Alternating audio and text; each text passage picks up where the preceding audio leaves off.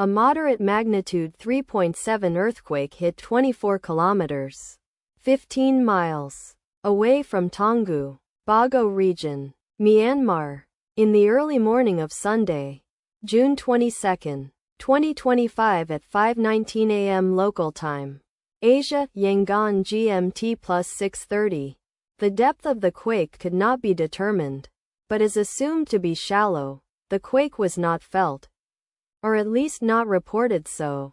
First to report, Raspberry shake after 7 minutes.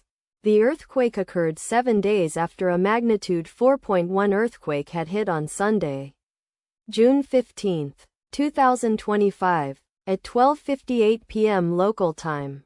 Asia, Yangon GMT +6:30.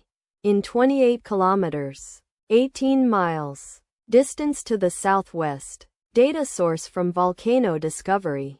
Did you feel it? Let us pray. May the earthquake that occurred not affect our brothers and sisters there. May the earthquake not happen again.